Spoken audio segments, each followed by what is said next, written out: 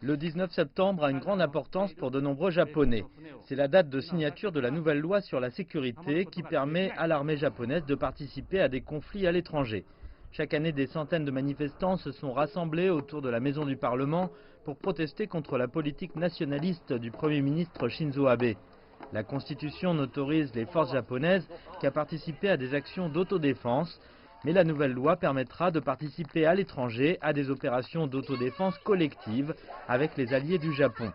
Les manifestants s'inquiètent d'une possible modification de l'article 9 de la Constitution pacifique.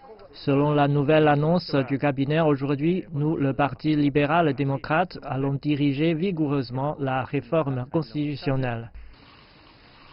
De nombreux Japonais s'inquiètent de ce que le remaniement du cabinet ne fasse qu'accélérer le processus de révision constitutionnelle et les manifestations comme celle-ci augmentent dans tout le pays. Avec l'amendement de l'article 9, Shinzo Abe veut changer le statut légal des forces d'autodéfense du Japon. Des dizaines de milliers de citoyens japonais sont morts dans la guerre et des centaines de milliers de personnes sont mortes dans toute l'Asie. Notre constitution est là pour nous rappeler ce que nous avons fait et promettre de ne plus jamais participer à une autre guerre. Certains s'inquiètent que la hausse des dépenses militaires et l'abandon de la constitution pacifique ne rapprochent le Japon d'éventuels conflits. Augmenter les dépenses de l'armée japonaise et changer nos valeurs morales ne sont pas les réponses pour notre futur.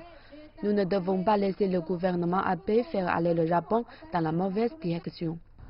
Une nouvelle session du Parlement doit commencer en octobre. Shinzo Abe cherche à faire adopter ses amendements et l'opposition s'unit pour prévenir la réforme constitutionnelle.